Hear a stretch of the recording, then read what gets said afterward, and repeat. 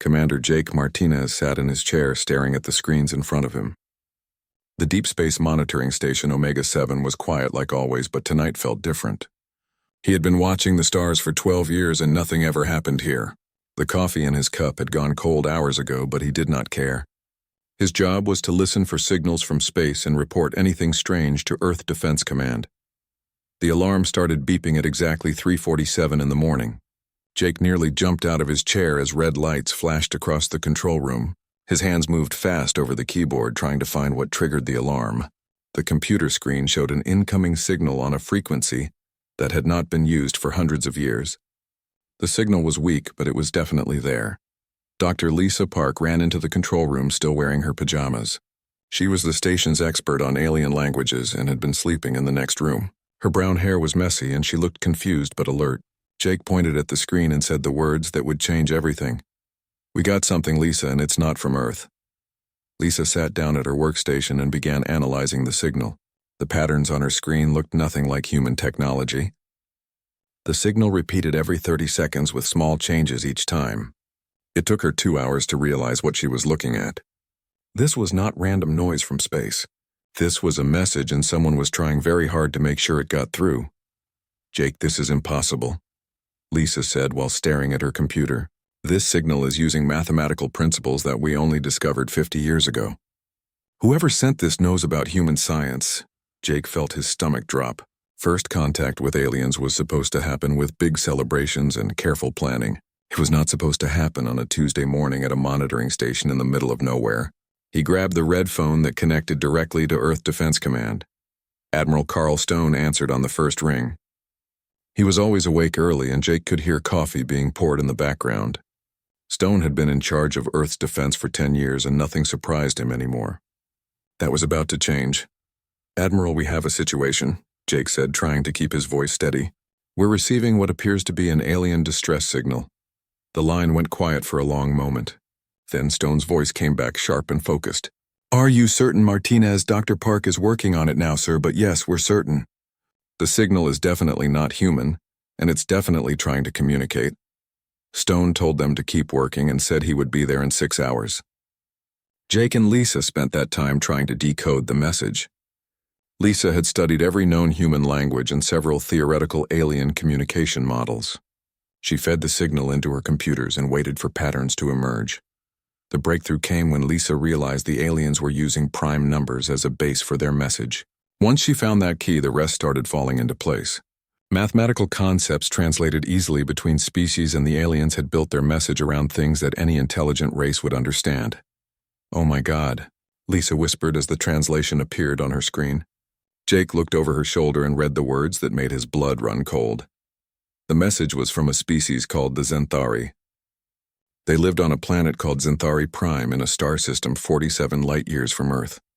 They were peaceful people who had never fought a war in their entire history. They built beautiful cities and studied art and science. They had been happy for thousands of years, but now they were dying. Another species called the Vrakari Empire had found them 3 months ago.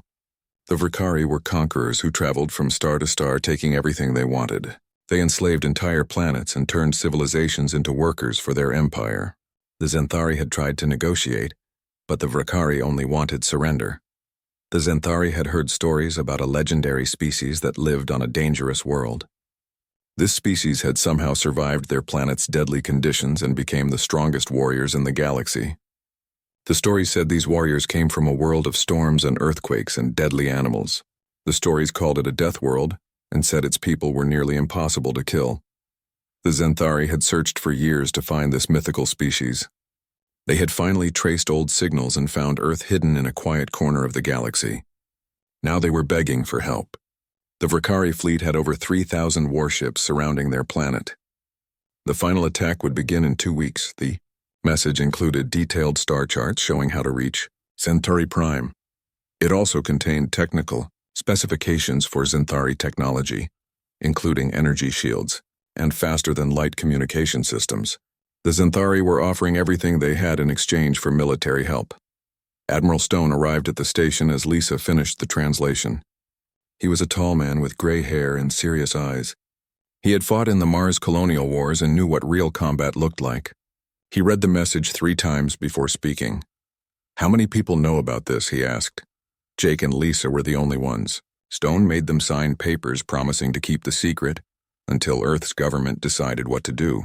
He then made a call that would wake up the president and every military commander on Earth. The meeting lasted 18 hours. Politicians argued about the risks of getting involved in an alien war. Scientists worried about revealing Earth's location to hostile species. Military leaders studied the star charts and calculated how long it would take to reach Xanthari space. In the end, it came down to one simple fact. Earth had 200 warships in its most advanced fleet. The Vakari Empire had 3,000. The odds were terrible, but that had never stopped humans before. Admiral Stone returned to the monitoring station and told Jake and Lisa that Earth would help the Xanthari. He activated something called the Deathworld Protocol, which was a secret plan for exactly this situation. Within hours, every military base on Earth received the same message. Earth was going to war. Captain Ryan Torres got the call while he was eating breakfast with his family. His wife knew something was wrong when he stood up and kissed her goodbye without saying anything. His children asked where Daddy was going, but Torres could not tell them. All he could say was that some people very far away needed help. The ESV Vengeance was the flagship of Earth's 7th SOC expeditionary fleet. The ship was 800 meters long and carried enough firepower to destroy a small moon. Torres had commanded her for 5 years and knew every bolt and wire on the ship. He also knew his crew was the best in Earth's Navy. Dr. Amanda Wells arrived at the ship carrying boxes of data about alien biology. She was Earth's leading expert on theoretical xenobiology, even though she had never seen a real alien. That was about to change in ways she could never imagine. As the 7th Fleet prepared to leave Earth orbit, Jake Martinez watched from his monitoring station. He thought about the Xanthari message and wondered if Earth was making a terrible mistake. The galaxy was huge and full of dangers that humans had never faced. But Jake also thought about the desperate tone in the alien message. The Xanthari were dying and Earth was their only hope. Sometimes the right choice was also the dangerous choice. The last thing Jake saw before the fleet jumped to hyperspace was a brief flash of light as 200 human warships disappeared into the darkness between stars. The ESV Vengeance moved through space like a metal shark hunting for prey. Captain Ryan Torres stood on the bridge watching his crew prepare for something no human had ever done before. They were going to fight aliens and nobody knew what to expect. The ship hummed with activity as 2,000 crew members got ready for war. Colonel Danny Foster walked through the Marine sections, checking equipment and talking to his soldiers. The Marines were the best fighters Earth had ever produced. They had trained in the worst conditions on Earth and fought in battles on Mars and the asteroid colonies. But fighting aliens was different, and Foster knew it. "Listen up, Marines," Foster said to a group of young soldiers. "We don't know what these Vakari look like or how they fight, but we know they're bullies who pick on peaceful people. That makes them cowards, and cowards always lose when they meet real fighters." The Marines cheered, but Foster could see worry in their eyes. He felt it too, but could not show it. His job was to make his people believe they could win even when the odds were terrible. Lieutenant Sophie Garcia sat in her fighter cockpit running system checks for the 10th time. Her squadron of 20 fighters was attached to the Vengeance and would be the first humans to fight in space against aliens. Garcia had been flying since she was 16 and had never lost a dogfight. She hoped that record would continue when real lives depended on it. Dr. Amanda Wells worked in her laboratory studying the data the Xanthari had sent. What she found amazed and worried her. The alien biological information showed that most species in the galaxy were much weaker than humans. The Xanthari had bones like bird bones and muscles that were barely strong enough to support their own weight. "This is incredible," Wells said to her assistant while looking at genetic scans. "These beings evolved on a world with very light gravity and no dangerous predators. They've never had to fight for survival like humans have." The data showed that Xanthari Prime had perfect weather all year with no storms or natural disasters. The planet had no large carnivores and no poisonous plants. Food grew easily and sickness was rare. The Xanthari had lived in paradise for thousands of years, which made them gentle, but also very fragile. Chief Engineer Pete Johnson was having the opposite problem. The Xanthari technology was incredibly advanced, but built for beings who were much weaker than humans. The alien shield generators were powerful but so delicate that human hands could break them just by touching them wrong. It's like trying to install diamond jewelry on a battle tank, Johnson complained to his engineering team. This stuff is amazing, but it's not built for people who actually fight wars. The engineers worked carefully to adapt the Zenthari shields to human ships. The alien technology could absorb energy weapons, much better than human armor, but it needed to be rebuilt to handle the rough treatment it would get in real combat. Captain Torres received a new message from the Zenthari while the fleet was still traveling through hyperspace. A Zenthari commander named Zix-9 had escaped from their homeworld and was sending detailed information about Vakari military tactics. Dr. Wells translated the message, and what she learned changed everything. The Vakari Empire had conquered 12 star systems not through superior fighting ability, but through overwhelming numbers and advanced technology. Individual Vakari soldiers were actually weaker than humans in almost every way. "Captain, you need to see this," Wells said, bringing the translation to the bridge. "The Vakari are not super warriors. They're just very good at building lots of ships and using them to overwhelm enemies who can't fight back." The message from Zix-9 included detailed scans of Vakari physiology. The aliens were tall and thin with 4 arms but very little muscle mass. They had evolved on a world with heavy gravity, which made them strong by galactic standards but still much weaker than humans. Their main advantages were their technology and their willingness to destroy entire planets if they met resistance. Torres called a meeting of all his senior officers to discuss the new information. Colonel Foster grinned when he heard that individual Vakari were weaker than human soldiers. "So we're stronger than them person to person," Foster said. "The problem is they have 15 times more ships than we do." Lieutenant Garcia had been thinking about fighter tactics and had an idea. "Captain, what if we don't fight them the way they expect? Most alien species probably fight very carefully because they're fragile. What if we fight like humans and take risks they would never take?" Dr. Wells had been studying human military history and comparing it to what the Zenthari data said about galactic warfare. What she found was shocking. "Captain, I think I know why the galaxy fears Deathworlders," she said. "Most species fight wars like chess games where they try to minimize losses and gain small advantages. Humans fight wars like we're trying to completely destroy the enemy as fast as possible." The data showed that typical galactic battles lasted for months or years with very few casualties. Commanders would maneuver their fleets carefully and retreat, rather than take heavy losses. The idea of human tactics like ramming attacks or suicide missions was completely unknown to most alien species.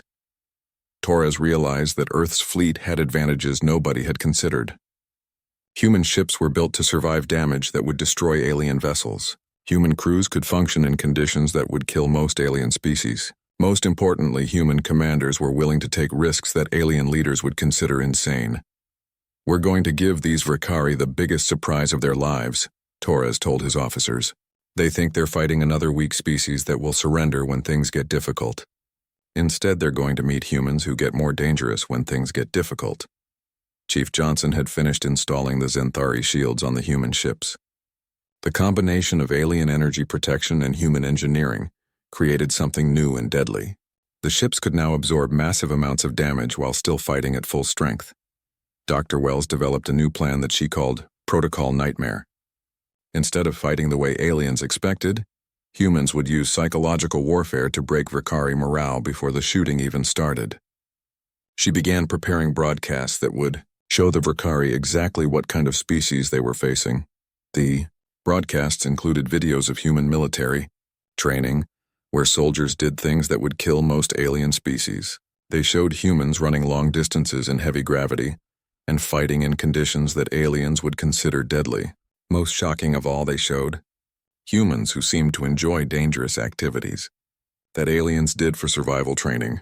Lieutenant Garcia worked with the other fighter pilots to develop new tactics based on human advantages.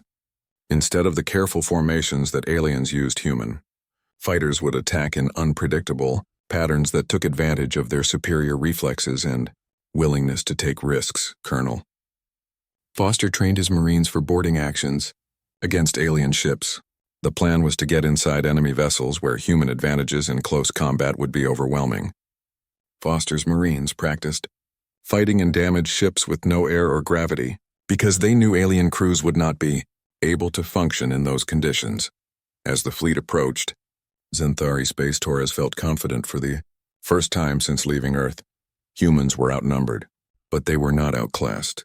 The Vakari Empire was about to learn why Earth was called a death world, and why its people were feared across the galaxy. The ESV Vengeance dropped out of hyperspace at the edge of the Xanthari system, and Torres saw something that made him smile. 3,000 Vakari warships surrounded the beautiful blue and green world of Xanthari Prime. It looked like impossible odds, but Torres had learned something important during the journey. Humans had never worried about impossible odds before.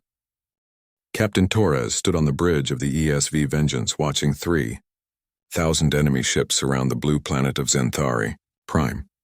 The Vakari fleet looked like a metal storm cloud ready to destroy everything below. Torres had seen many battles, but nothing like this. His 200 ships looked tiny compared to the massive alien armada. All ships prepare for Protocol Nightmare, Torres announced over the fleet communication system. Remember, we are not here to fight fair. We are here to win. The human fleet moved into attack formation in a way that confused the Vakari commanders. Instead of the careful movements that aliens expected, the human ships spread out in seemingly random patterns. The ESV Vengeance led the attack with the ESV Havoc and ESV Thunder, moving to flank the enemy formations. On the Vakari command ship, War Master Kethvar watched the human approach with growing confusion. His species had conquered 12 worlds using the same careful tactics. Enemies always fought in organized formations, trying to minimize their losses. These new ships moved like they wanted to get into close combat as quickly as possible. What kind of species charges directly at a superior force? Kethvar asked his tactical officer. The Vakari had studied galactic warfare for centuries and had never seen anything like human attack patterns. Lieutenant Sophie Garcia launched her fighter squadron from the Vengeance as the first shots were fired. Her 20 fighters dove toward the massive Vakari battle line like tiny meteors falling toward a forest. The alien fighters moved to intercept, but Garcia immediately noticed something important. The Vakari pilots flew their ships like they were afraid of getting hurt. They kept safe distances and never took risks that might damage their fighters. Garcia and her pilots had been trained to fly like their lives depended on being more aggressive than the enemy. All fighters engage at close range. Garcia ordered her squadron. These aliens fight scared, so let's give them something to really fear. The first dogfight between humans and aliens lasted exactly 4 minutes. Garcia's fighters used their superior reflexes and willingness to take risks to get inside the alien formations.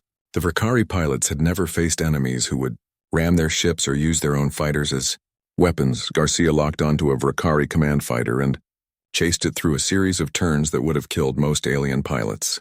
When her target tried to escape by flying toward its own fleet, Garcia followed without hesitation. She destroyed the enemy fighter with a close-range missile shot that also damaged her own ship.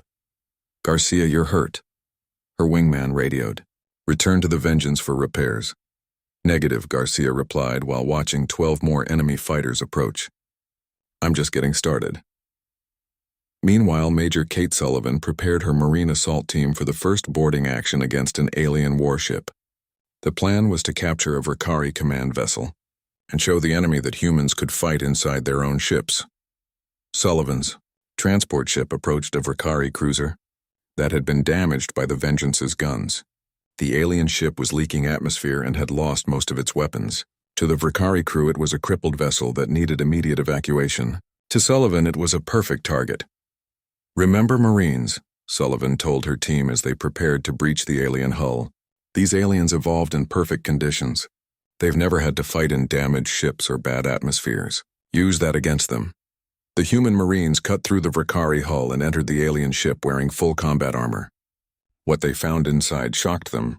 The alien corridors were wide and bright with perfect temperature control. Everything was designed for beings who had never experienced real hardship. The Vakari crew tried to fight back, but they could not handle the conditions inside their own damaged ship. The humans moved easily through the reduced atmosphere and flickering lights while the aliens struggled to function. Sullivan's team reached the bridge in 18 minutes. The Vakari ship captain surrendered when he saw humans operating normally in conditions that had incapacitated half his crew. Sullivan accepted the surrender and immediately began broadcasting the victory to the rest of the enemy fleet. On the main battle line, Captain Torres watched his ships tear through Vakari formations. The alien commanders were clearly confused by human tactics. They expected careful maneuvering and gradual advances, but the humans attacked like they were trying to end the battle as quickly as possible. "Sir, we're receiving a communication from the Verkari Fleet Commander," the communication officer reported. War Master Kethvar appeared on the main screen, looking nervous and confused. Behind him, Torres could see alien crew members running around in panic. The Verkari had never faced an enemy that fought with such intensity. "Human Commander, I am War Master Kethvar of the Verkari Empire," the alien said. "Your forces fight without regard for their own safety. This is not normal galactic warfare. We are prepared to negotiate terms for Zenthari surrender if you withdraw your fleet." Torres looked at the alien commander and smiled in a way that made Kethvar step backward. "War Master, this is Captain Torres of Earth Defense Force. We didn't come here to negotiate. We came here to destroy your fleet and save the Zenthari. You have one chance to surrender, or we will show you what human warfare really looks like." Kethvar had never heard an enemy commander speak with such confidence while being outnumbered 15-1. In all his experience, weaker forces tried to avoid battle or asked for mercy. These humans seemed eager to continue fighting against impossible odds. Dr. Amanda Wells began broadcasting Protocol Nightmare across all Verkari communication frequencies. The alien crews suddenly found their screens filled with videos of human military training and combat footage from Earth's wars. The broadcasts showed human soldiers doing things that looked impossible to alien observers. Humans ran for hours in heavy gravity that would crush most galactic species. They fought in environments that aliens considered deadly. Most disturbing of all, they seemed to enjoy activities that other species only did when forced to. One video showed human soldiers training in a place called Antarctica where the temperature could kill most aliens in minutes. Another showed humans jumping out of aircraft for fun. The final video showed human children playing contact sports that involved more violence than most alien military training. "These beings seek out danger as entertainment," one Verkari tactical officer whispered to another. "What kind of death world creates people who fight for pleasure?" Lieutenant Garcia had destroyed 8 enemy fighters when she noticed something changing in the battle. The Verkari pilots were becoming more cautious, and some were actually retreating without being ordered to. Fear was spreading through the alien fleet like a disease. Garcia decided to push the psychological advantage. She targeted the largest enemy fighter formation and dove straight into the middle of it without any backup. Her aggressive attack confused the Verkari pilots so much that they began shooting at each other, trying to hit her. "All human fighters follow my lead," Garcia radioed. "These aliens are breaking. Let's finish them." Back on Zenthari Prime, the peaceful aliens watched the battle in amazement. They had expected the humans to fight carefully like other galactic species. Instead, they saw 200 human ships attacking 3,000 enemy vessels, like they had already won the battle. "Commander, Zix-9 sent a message to the human fleet with updated intelligence about Verkari weak points. The Zenthari had been studying their enemies for months and knew exactly how to hurt them most effectively." Torres received the intelligence and immediately shared it with his fleet. The human ships began targeting Verkari supply vessels and communication arrays, instead of just fighting the warships. Within an hour, the enemy fleet was cut off from reinforcements and could not coordinate their attacks. War Master Kethvar watched his carefully organized fleet falling apart as human ships struck targets he had never thought to defend.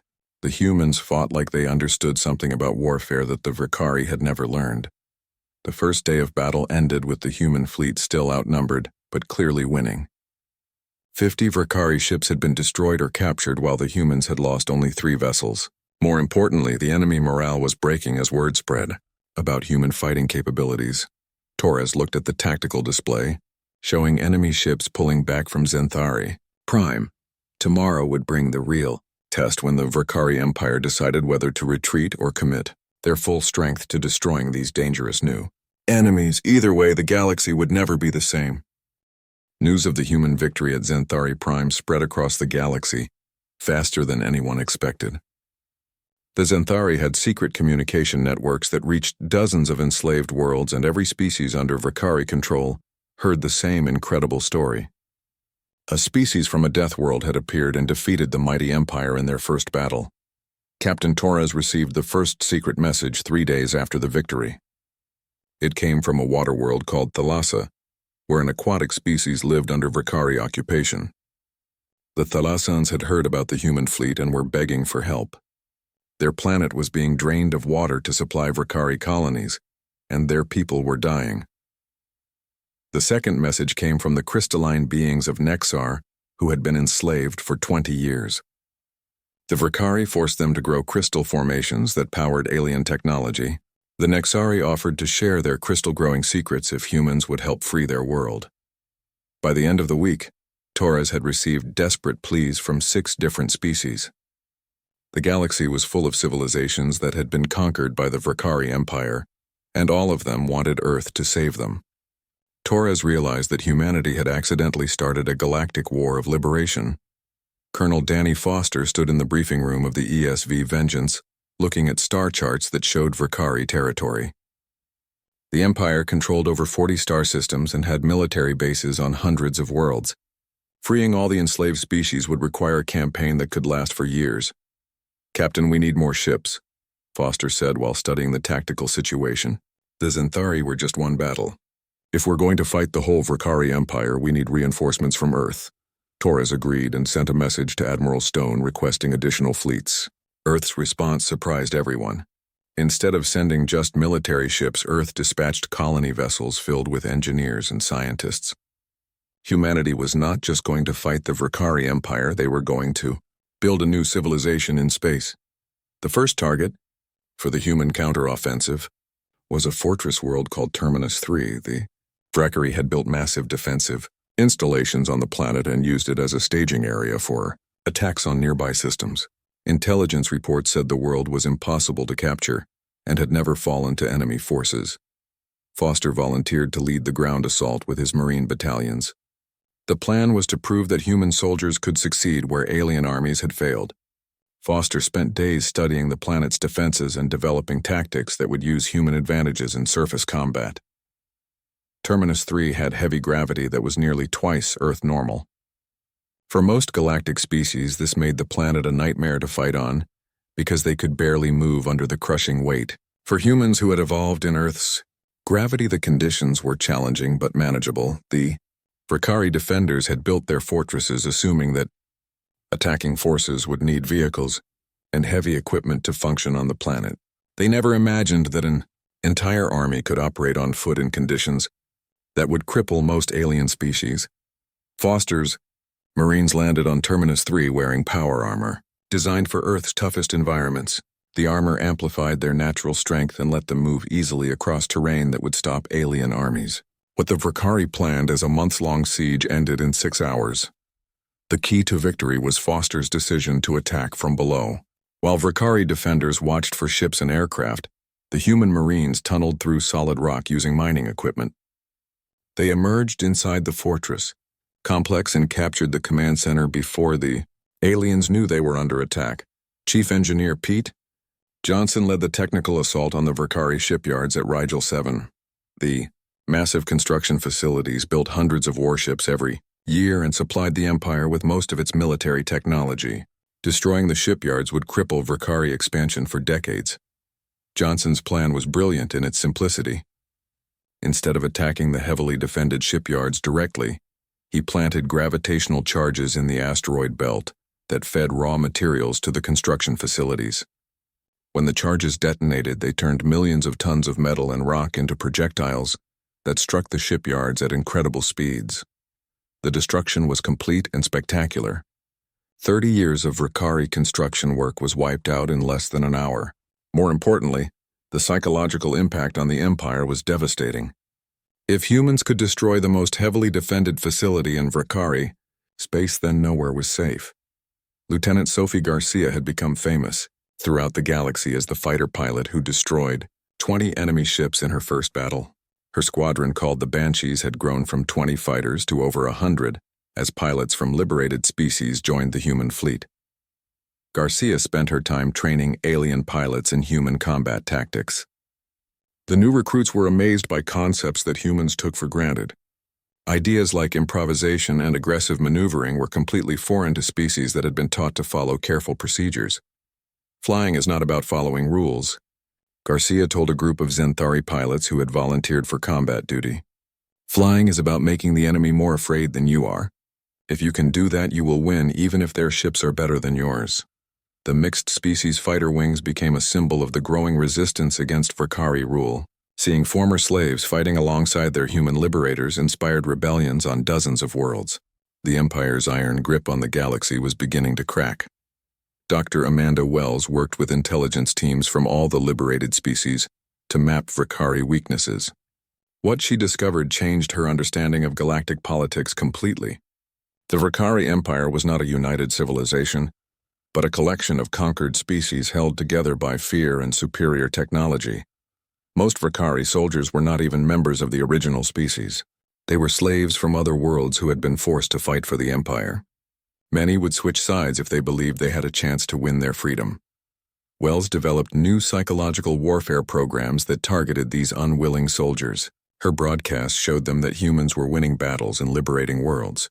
More importantly, she proved that species could work together as equals instead of as masters and slaves. Admiral Stone received formal declarations of war from the Vakari High Council and 3 other hostile empires that saw humanity as a threat to their power. Earth's response was to mobilize every ship and soldier the planet could produce.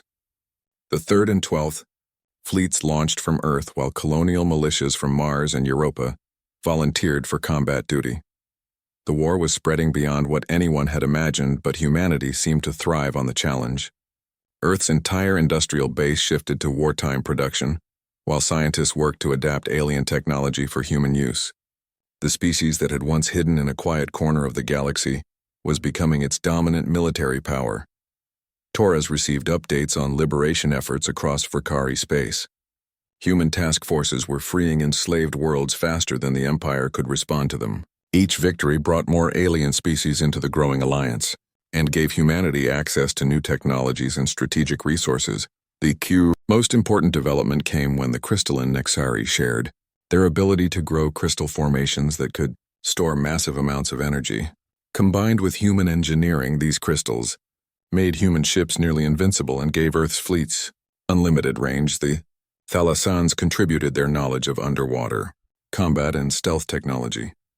The gas-dwelling Aryan provided gravitational manipulation techniques that revolutionized human ship design. Each liberated species added their strengths to the growing alliance.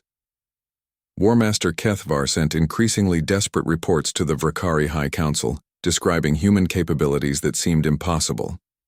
His empire had ruled the galaxy for centuries, by being stronger than any individual species. But humanity was not fighting alone anymore. The humans had created something new in galactic history. They had built an alliance based on mutual respect instead of conquest. Species that had been enemies for generations worked together because they all shared the same goal of freedom from oppression. As human fleets prepared for the final assault on the Vakari homeworld, Torres realized that Earth had changed the galaxy forever. The age of empires built on fear and slavery was ending. In its place would come something better. The final battle for the galaxy began at dawn on the red world of Draxon Prime. Captain Torres stood on the bridge of the ESV Vengeance, watching the largest fleet in human history approach the Vakari homeworld. 2,000 ships from 6 different species moved together in perfect formation toward the heart of an empire that had ruled through fear for 3 centuries. The Vakari had gathered every remaining warship to defend their capital world. 5,000 vessels surrounded Draxon Prime in layered defensive rings that stretched from the planet's surface to the edge of the star system. Emperor Thexmor himself commanded the defense from his flagship, the Eternal Conquest.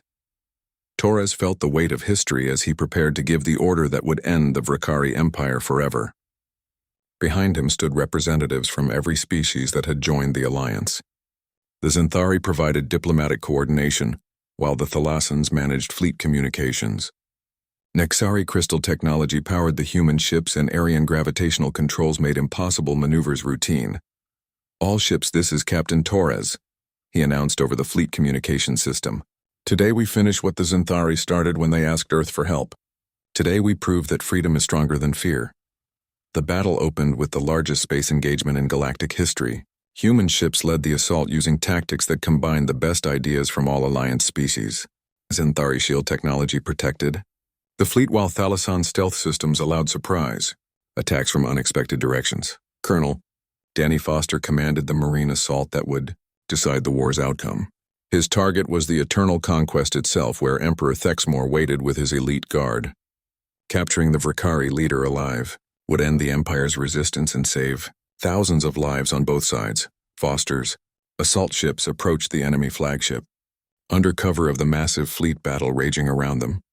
The Eternal Conquest was the largest warship ever built with armor, thick enough to survive planetary bombardment.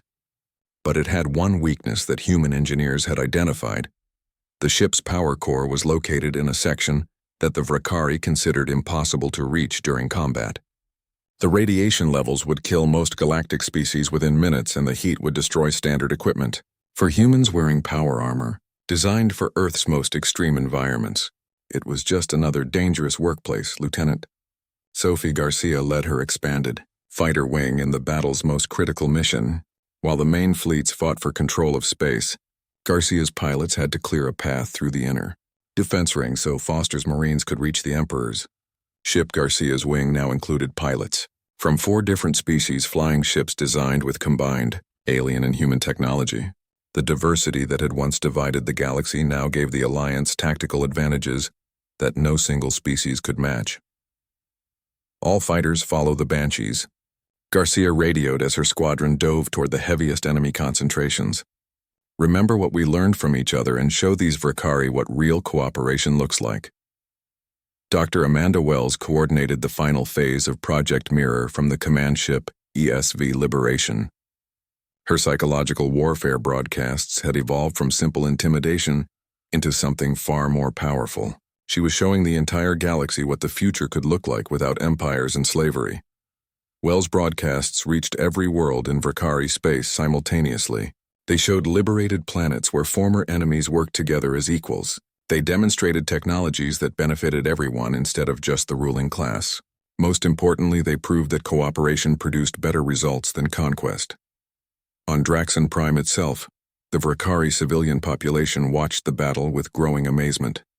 Many had never seen their military lose a single engagement, but now human ships were destroying Imperial fleets with tactics that seemed impossible.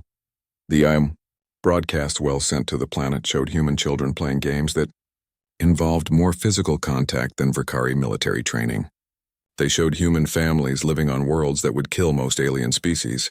They showed a civilization that had somehow turned extreme danger into normal daily life. Emperor Thexmore watched the battle from his command throne aboard the Eternal Conquest, feeling confusion that bordered on panic. His empire had conquered the galaxy by being stronger and more ruthless than any other species. But these humans were not just stronger, they were completely different. The Vrikari had built their empire on the principle that might makes right, and that the weak should serve the strong.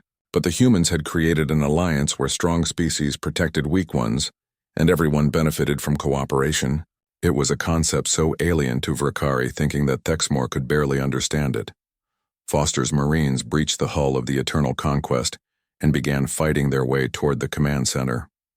The ship's interior was designed to intimidate visitors with massive corridors and threatening decorations. To Foster's soldiers, it looked like a museum dedicated to bullying.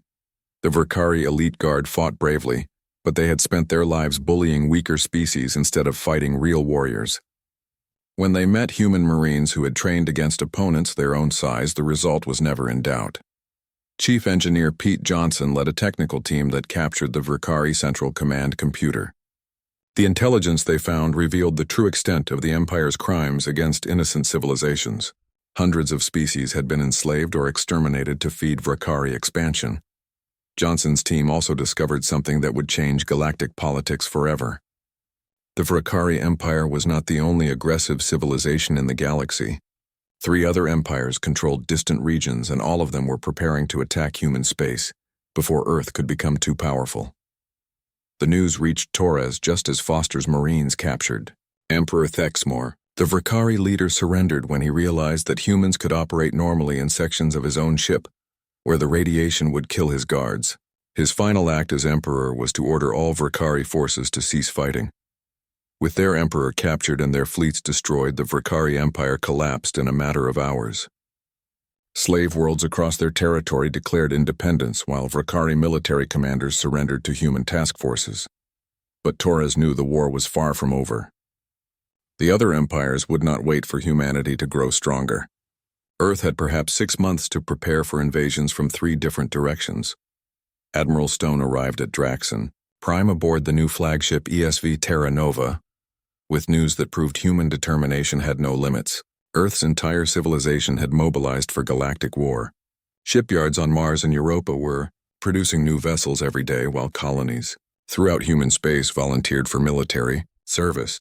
The victory celebration was brief because everyone understood what came next. The Alliance had proven that cooperation could defeat tyranny, but now they faced enemies who knew about human capabilities and would plan accordingly. Dr. Wells began preparing diplomatic outreach to neutral species throughout the galaxy. If humanity was going to fight multiple empires, simultaneously they would need allies from civilizations that had not yet chosen sides. Garcia started training programs for pilots from dozens of newly liberated species.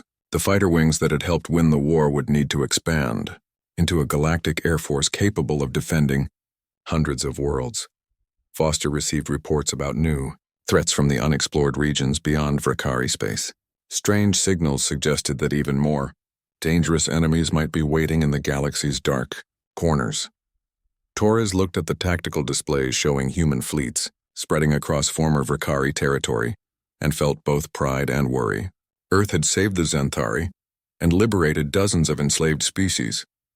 But in doing so, humanity had painted a target on itself that every remaining empire would try to destroy. The ESV Vengeance received new orders to explore the galaxy's frontier regions and establish contact with unknown civilizations. As the ship prepared to leave Draxon Prime, Torres realized that Earth's greatest adventures were just beginning. 6 months ago, humanity had been a hidden species on a single world. Now they were the leaders of a galactic alliance and the most feared military force in known space. The transformation was remarkable, but Torres knew it was only the beginning. The galaxy was vast and full of wonders and dangers that humans had never imagined. But whatever challenges waited in the darkness between stars, Torres was confident that humanity and their allies would face them together. The age of empires built on conquest and slavery was ending. In its place would rise something better, a civilization based on cooperation and mutual respect. And if anyone tried to stop that future, they would learn why Earth was called a death world and why its people never backed down from a fight.